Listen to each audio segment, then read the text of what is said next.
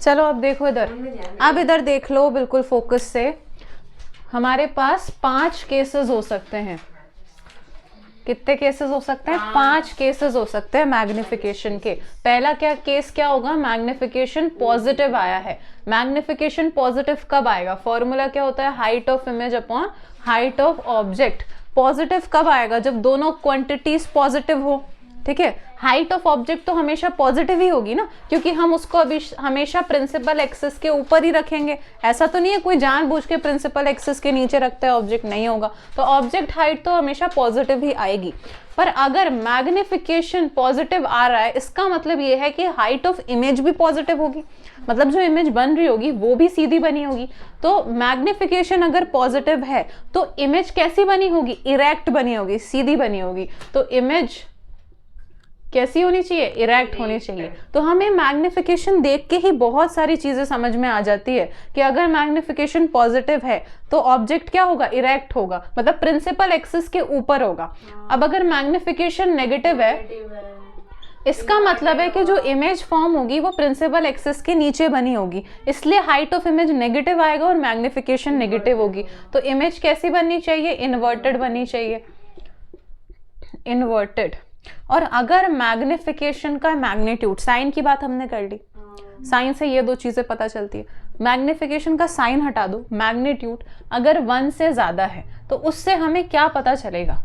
अगर ये यूनिट 1 से ज्यादा आ रही है, इसका मतलब है इमेज की हाइट ज्यादा होगी। अब तुम खुद सोचो, अगर मैग्निफिकेशन 1 से ज्यादा आ रहा है, इसका मतलब न्यूमरेटर बड़ा होगा, डिनोमिनेटर छोटा होगा, तो मतलब हाइट ऑफ इमेज बड़ी है, मतलब इमेज कैसी बनी है? इनलार्ज बनी है। तो इमेज कैसी बनेगी?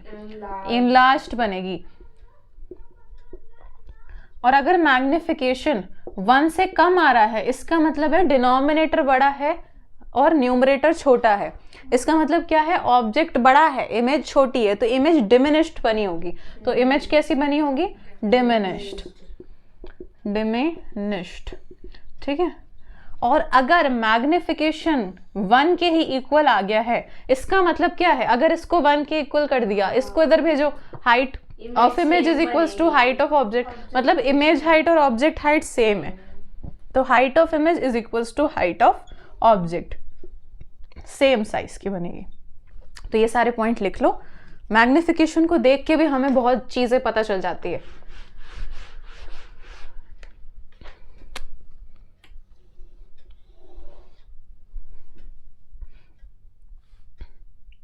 अच्छा, पहले ये बताओ, मैंने तुम्हें बताया -5 है किसी एक इमेज का मैग्निफिकेशन, तो इससे हमें क्या क्या पता चल रहा है about the nature of image? Inverted है, वेरी गुड। डिमिनिश्ड है।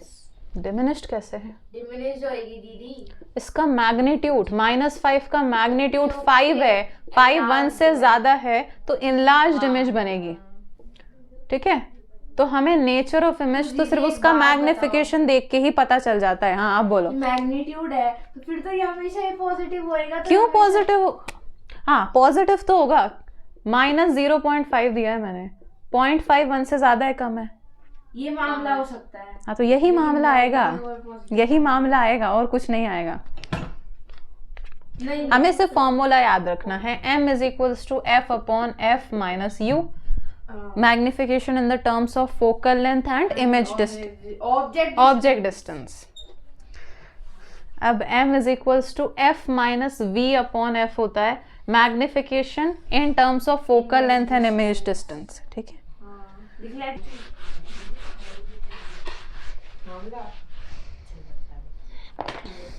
पहले लिख लो ये साथ साथ रिफ्रैक्शन की डेफिनेशन। तो अब ध्यान से देखो इधर, रिफ्रैक्शन। जब मैंने तुमको रिफ्लेक्शन लिखवाया था ना, तब एक पॉइंट लिखवाया था कि सेम मीडियम में होता है, पर रिफ्रैक्शन में डिफरेंट मीडियम्स इन्वॉल्व होते हैं। तो इसमें क्या होता है? मीडियम चेंज होता है, very important point, medium changes. ठीक है, अब ये थोड़ा सा बेसिक है जो तुम्हें पता है। ये इंटरफेस है, इंटरफेस। ठीक है, एक लाइट आई ओब्लिकली इस इंटरफेस में, यहां पर मैंने मान लिया एयर मीडियम होगा, या मान लो रेयरर, मैंने लिखा रेयरर मीडियम है लाइक एयर, और यहाँ पर है डेंसर मीडियम है लाइक वाटर। ठीक है, एग्जाम्पल लिख लेते हैं, ये एयर, यहाँ लिख लेते हैं वाटर। ठीक है, तो ये मैंने बनाई एक नॉर्मल, ठीक है, नॉर्मल से कुछ एंगल बना रही है इंसिडेंट रे आई, ये इंसिडेंट रे है, ठीक है, नॉर्मल से कुछ एंगल बना रही है आई, ये नॉर्मल है। जब भी लाइट रे रेयरर से डेंसर मीडियम में आती है तो क्या होता है, टूवर्ड्स द नॉर्मल इंक्लाइन हो जाती है, ठीक है। तो ये नॉर्मल और रिफ्लेक्टेड रे के बीच का एंगल क्या हो गया, स्मॉल आर, रिफ्रैक्टेड एंगल, ठीक है, एंगल ऑफ रिफ्रैक्शन, ठीक है। ये तो हो गया रेयरर टू डेंसर। अगर मैं डेंसर टू रेयरर बनाऊं, वेरी गुड, डेंसर रेयरर, कोई भी एग्जाम्पल लिख सकते हैं अपन, जैसे कि इधर लिख दिया अपन ने वाटर, इधर अपन ने लिख लिया एयर, ठीक है। ये आ रही है हमारे पास इंसिडेंट रे ऑफ लाइट, मैं इस तरफ आ जाऊं, इसके बीच का एंगल हो गया इंसिडेंस एंगल। तो जब भी डेंसर से रेयरर में आ रहा है तो away from the normal bend होगा, तो इस केस में रिफ्रैक्टेड एंगल ज्यादा होगा इंसिडेंस एंगल से, और इस केस में इंसिडेंस एंगल ज्यादा होगा रिफ्रैक्टेड एंगल से। अब एक दो केसेस मैं और बता रही हूँ, इसको ध्यान से सुनो, अगर क्वेश्चन आएगा तो इस पे से आएगा। किस पे से आएगा कि ये जो लाइट रे इस पे आ रही है, इसकी स्पीड, कोई भी ऑब्जेक्ट, कोई भी लाइट रे अगर रेयरर से डेंसर मीडियम में आ रही है तो उसकी स्पीड इंक्रीज होनी चाहिए या डिक्रीज होनी चाहिए, ऐसे सोच के बता दो। हाँ, डिक्रीज होगी। इसको ना तुम ऐसे नॉर्मली भी इमेजिन कर सकते हो कि अगर है ना, तुम जैसे पानी में हाथ घुमा रहे हो तो तुम घुमा लोगे, पर अगर ऑयल में घुमा रहे हो तो ऑयल डेंसर है, उसमें मुश्किल होगा। तो एक तरह से ऐसे भी समझ सकते हो। ये तो मैंने नॉर्मल एग्जांपल दिया है, ठीक है। ऑयल छोड़ो, घी, हनी, इनको देख लो, विस्कोसिटी ज्यादा है तो मुश्किल होता है। हाँ, एक तरह से मुश्किल होता है उसमें हाथ घुमाना। मुश्किल नहीं होता। इतना मैं नहीं जा रही डिटेल में, ये मैं बस समझने के लिए बता रही हूँ। छोड़ो या तो भूल जाओ इस एग्जाम्पल को। स्पीड इंक्रीज होगी रेयरर से डिक्रीज होगी रेयरर से डेंसर में हम जाएंगे तो रेयरर मीडियम में लाइट की स्पीड ज्यादा होगी, पर डेंसर मीडियम में कम होती है। तो इस केस में स्पीड डिक्रीज हो रही है जब लाइट रे रेयरर टू डेंसर मीडियम में जाएगी, ठीक है। और इस केस में स्पीड इंक्रीज होगी, डेंसर से रेयरर में जा रही है तो स्पीड क्या होगी, इंक्रीज होगी। अभी मैं एक एक पॉइंट समझाऊंगी और भी डिटेल में। तो डेंसर टू रेयरर में, अब तक हम किसी और ट्यूशन में जाते। हाँ, अब laws of reflection, very important. बता तो दिया था, refraction, laws of refraction, laws of refraction, ठीक है। First law very very important, Snell's law, ठीक है। अब देखो, पहले समझो फिर स्टेटमेंट लिखना है, ध्यान से समझो। अब इधर ये मैंने बनाया एक इंटरफेस, ये है नॉर्मल, ये एक एंगल आया, मतलब ये एक ray of light I, incident ray, normal और इंसिडेंट रे के बीच में एंगल, एंगल ऑफ इंसिडेंस। मैंने कुछ मीडियम मान लिया μ1, ठीक है। ये मैंने बोला रेयरर है, और ये मैंने एक मीडियम माना μ2 रिफ्रैक्टिव इंडेक्स का। ये अभी रिफ्रैक्टिव इंडेक्स भी अच्छे से पढ़ेंगे। अभी मान लो μ1 रिफ्रैक्टिव इंडेक्स है रेयरर मीडियम का, और μ2 रिफ्रैक्टिव इंडेक्स है डेंसर मीडियम का। तो डेंसर मीडियम का रिफ्रैक्टिव इंडेक्स ज्यादा होगा, μ2 ज्यादा होगा, और μ1 कम होगा रेयरर मीडियम का। तो denser medium towards the normal ray of light bend करेगी, और ये होगा एंगल ऑफ रिफ्रैक्शन। अब स्नेल्स लॉ हम कैसे लिखते हैं, पहले इंटरफेस को देखो, पहले μ1 फर्स्ट वाले का refractive index into sine of first angle, मतलब sine i, is equals to μ2 second वाले का रिफ्लेक्टिव इंडेक्स और साइन आर। ऐसे लिखना है स्नेल्स लॉ, ठीक है। अब हम स्टेटमेंट लिख रहे हैं अच्छे से। अच्छा, अगर मैं इस μ2 को नीचे भेज दूं तो क्या इसको μ1 upon μ2 is equals to sine i upon sine r लिख सकते हैं। हाँ, इस μ2 को नीचे भेजा है तो अच्छा सॉरी, हाँ, μ2 को नीचे भेजा है तो साइन आर अपॉन साइन आई हो गया, ठीक है। इसको इनवर्स कर देते हैं अपन, उल्टा कर देते हैं दोनों साइड से। μ2 upon μ1 is equals to sine i upon sine r कर लेते हैं, ठीक है। इसको हम लिख देते हैं कुछ म्यू रिलेटिव रिफ्रैक्टिव इंडेक्स, मतलब सेकंड वाले का रिफ्रैक्टिव इंडेक्स अपॉन फर्स्ट वाले का रिफ्रैक्टिव इंडेक्स। इसको मैं 2-1 भी लिख सकती हूँ, सेकंड वाले का रिफ्रैक्टिव इंडेक्स अपॉन फर्स्ट वाले का रिफ्लेक्टिव इंडेक्स। ये हो गया रिलेटिव रिफ्रैक्टिव इंडेक्स। 2-1 ऐसे भी तो जाता है, वन ऊपर ना लिख के नीचे भी लिख सकते हैं, कोई दिक्कत नहीं इसी है। के साथ में लिखते हैं ना। हाँ, हम लिख तो आज सकते तक हैं। इसके साथ में लिखते हाँ, हैं। साथ में भी लिख सकते फिर हम इसको 1 2 से मल लेंगे। हैं, लिख लेना, साथ में लिख लेना, ठीक है, कोई दिक्कत नहीं। ये क्या है? Relative refractive index. Relative refractive index ऐसे लिखोगे क्या? μ/1 चलेगा, ऐसे भी लिख सकते हो। ऐसे यहाँ लिख रही हूँ ना इसका स्टेटमेंट, तुम्हें इसके नीचे ही लिखना है। मैं यहाँ लिख रही हूँ ratio of angle of incidence. आज डेरिवेशन नहीं हो पाएगा ना। दीदी कहाँ बहस करते हैं हम? हाँ, और एक तो इंसिडेंट रे, रिफ्लेक्टेड रे, नॉर्मल, इस केस में भी सेम प्लेन में है तो हम वो पॉइंट भी लिखेंगे। Incident ray, reflected ray and normal all lies in the same plane. दीदी एक बार को डेफिनेशन पढ़ने दो। पर आप नहीं रुकोगे। पढ़ लेना, कॉपी में लिख रहे हो ना।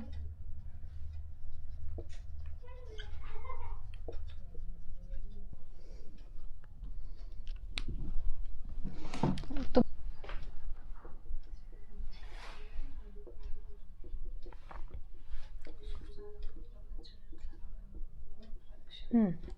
Refractive index. अब देखो, अगर एक भी मीडियम एयर है तो हम कैसे लिखते हैं? If one medium is air, if one medium is air और वैक्यूम, एयर और वैक्यूम दोनों में स्पीड ऑफ लाइट सेम होती है, तो म्यू से हम रिप्रेजेंट करेंगे रिफ्रैक्टिव इंडेक्स को। Mu is equals to c by v. Air में स्पीड ऑफ लाइट सी और नीचे कोई मीडियम होगा उसकी स्पीड, उसमें लाइट की स्पीड, ठीक है। ये रिफ्रैक्टिव इंडेक्स का फॉर्मूला हमारा, ठीक है। अब रिलेटिव रिफ्रैक्टिव इंडेक्स मैं पहले ही बता दिया, लो तुम्हारी तरह लिख रही हूँ जो तुमको अच्छा लगेगा, ठीक है। क्या लिखे ऊपर? Relative refractive index. अरे नहीं, रिलेटिव, अभी रिफ्रैक्टिव इंडेक्स की बात चल रही है। रिलेटिव रिफ्रैक्टिव इंडेक्स है, रिफ्रैक्टिव इंडेक्स ऑफ 2/1। हाँ, वेरी गुड। तो मतलब हम 2 को ऊपर रखेंगे, बाद वाले को ऊपर रखेंगे, सॉरी पहले वाले को ऊपर रखेंगे, बाद वाले को नीचे रखेंगे। मेन तो यही है जो कि तुम्हें याद ही है वैसे तो बचपन से। और इसके आगे ऐसे लिख लेना, speed of light, speed of light in vacuum, speed of light in vacuum upon speed of light in medium, in second point बना के लिखना है। मीडियम नहीं, रिफ्रैक्टिव इंडेक्स की हेडिंग डाल के, स्नेल्स लॉ से नहीं उसके बाद है ये 2 हो गए पॉइंट उसके, तो लॉ के, और ये अलग है, हेडिंग डालनी है रिफ्रैक्टिव इंडेक्स। अच्छा देखो, अब ध्यान से देखो, अगर मैंने μ2 के लिए माना कुछ c/v1 है तो ये रिलेटिव ना, इसमें μ2 का रिफ्रैक्टिव इंडेक्स कुछ c/v होगा। 2 है तो मैंने v2 लिख दिया। μ1 का कुछ रिफ्रैक्टिव इंडेक्स c/v1 होगा, इसको मैं इधर पुट कर देती हूँ।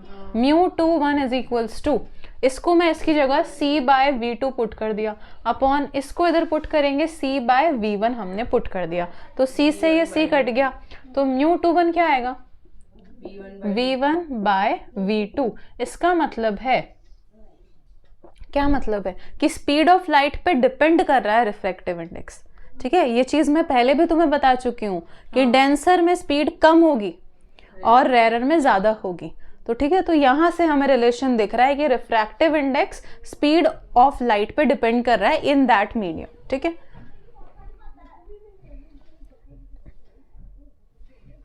और देखो हम 2/1 लिखते हैं ना, 2/1, तो ये μ2/μ1 है, तो 2 वाला इनवर्सली प्रोपोर्शनल है वेलोसिटी के, मतलब एक तरह से रिफ्रैक्टिव इंडेक्स वेलोसिटी के इनवर्स प्रोपोर्शन में दिख रहा है हमें, क्योंकि जो 2 वाला है वो इधर 2 वाला नीचे है, 1 ऊपर है 1 नीचे है। तो हम ये भी लिख सकते हैं कि refractive index is inversely proportional to the velocity. तो इसलिए अगर डेंसर मीडियम होगा जिसका कि रिफ्रैक्टिव इंडेक्स ज़्यादा है, उधर स्पीड कम होगी, और अगर रेयरर मीडियम होगा जिसमें रिफ्रैक्टिव इंडेक्स कम है, वहाँ स्पीड ज़्यादा होगी।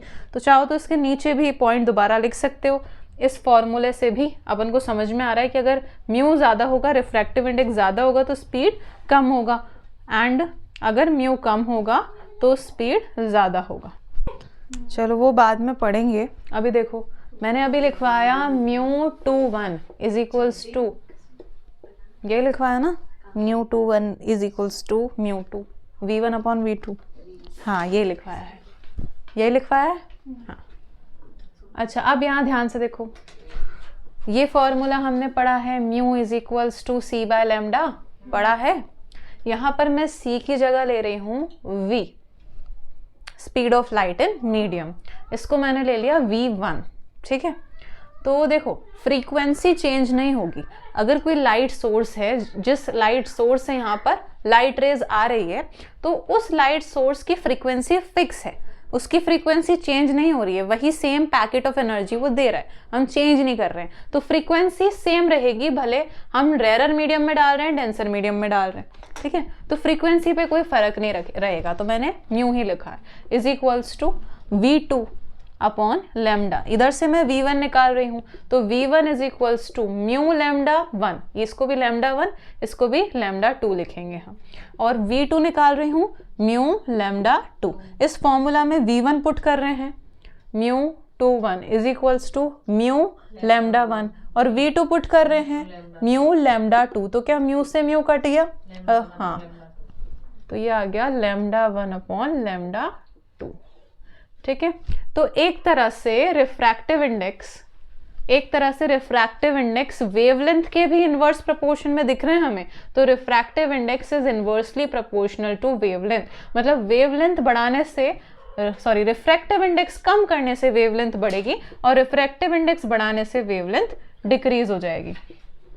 ये पॉइंट इंपॉर्टेंट है। तो अब हमें क्या समझ में आ रहा है, अब हम क्या बोल सकते हैं कि जो स्पीड, जो रिफ्रैक्टिव इंडेक्स है वो किस किस को चेंज कर सकता है, वेवलेंथ को, स्पीड को, पर क्या फ्रीक्वेंसी को चेंज कर सकता है? नहीं कर सकता। तो ये पॉइंट अब हम लिखेंगे, इसको साथ साथ लिख लेना।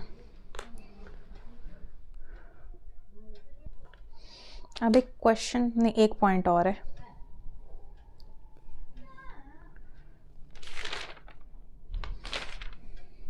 अच्छा, एक बार सुन लो कि रिफ्रैक्टिव इंडेक्स टेम्परेचर पे भी इन्वर्सली डिपेंड करता है। मतलब अगर मैं टेम्परेचर बढ़ाऊंगी तो रिफ्रैक्टिव इंडेक्स डिक्रीज हो जाएगा, ठीक है। जो तुम बोल रही थी ना, जैसे हनी है, तो हनी अगर सॉलिड में है तो तुम बोल रही थी उसको पिघला देंगे तब तो हम उसमें हाथ घुमा सकते हैं ना। तो मतलब हमने टेम्परेचर इंक्रीज कर दिया तो रिफ्रैक्टिव इंडेक्स डिक्रीज हो जाता है। मतलब अगर हम हॉट दे रहे हैं, हॉट कंडीशन दे रहे हैं, तो रिफ्रैक्टिव इंडेक्स डिक्रीज हो जाता है, ठीक है।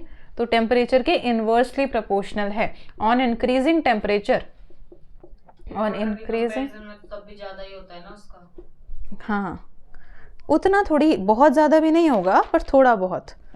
एकदम ऐसा नहीं है कि पूरा ही ख़त्म हो गया या पूरा ही वाटर बन गया हो, थोड़ा चेंज होगा, कम होगा, बहुत ज़्यादा भी नहीं होगा।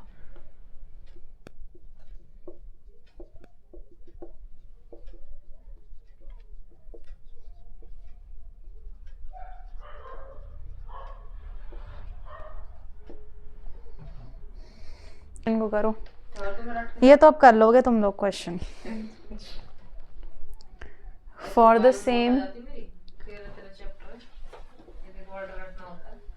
देखो मैं बताऊं, अरे 15 डिग्री इसके पास आ रहा है ना, पास कितना एंगल है? 3 ज्यादा रहती है रेयर और डेंसर वाला।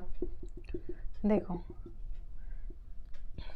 इंसिडेंट रे तीनों में सेम है, 1 2 3 इंसिडेंट रे सेम है, इंसिडेंट एंगल तीनों में सेम है, ठीक है। इन्होंने बोला है 3 media A, B and C, A, B और C। फर्स्ट मीडियम एयर होगा, इसको A मान लो, B मान लो, C मान लो, ठीक है। और फर्स्ट वाले में एंगल है 15, तो थोड़ा कम एंगल है। सेकंड वाले में एंगल है 25, तो थोड़ा ज़्यादा एंगल है, और इसका और भी ज़्यादा है थोड़ा सा एंगल, 35 डिग्री, ठीक है। अगर ये मीडियम है रेयरर, ये मीडियम है डेंसर, अगर ये ज़्यादा लाइट को अपनी तरफ बेंड कर रहा है, मतलब ये ज़्यादा डेंसर होगा। ये थोड़ा कम कर पा रहा है, थोड़ा और कम डेंसर होगा, और ये थोड़ा और कम डेंसर होगा। मतलब ये इसका रिफ्रैक्टिव इंडेक्स काफ़ी ज़्यादा होगा, और refractive index is inversely proportional to speed of light. तो रिफ्रैक्टिव इंडेक्स बहुत ज़्यादा तो स्पीड मिनिमम बहुत कम। तो वही तो पूछा है, मिनिमम किस में होगी? ए वाले में होगी, 15 डिग्री, ठीक है। अरे रिफ्रैक्टिव इंडेक्स है ना म्यू तो। अगर ये लाइट को ज्यादा बेंड कर पा रहा है अपनी तरफ, मतलब ये ज्यादा डेंसर होगा, ये कम बेंड कर पा रहा है, ये और कम बेंड कर पा रहा है, तो इसका रिफ्रैक्टिव इंडेक्स ज्यादा होगा तो स्पीड कम होगी।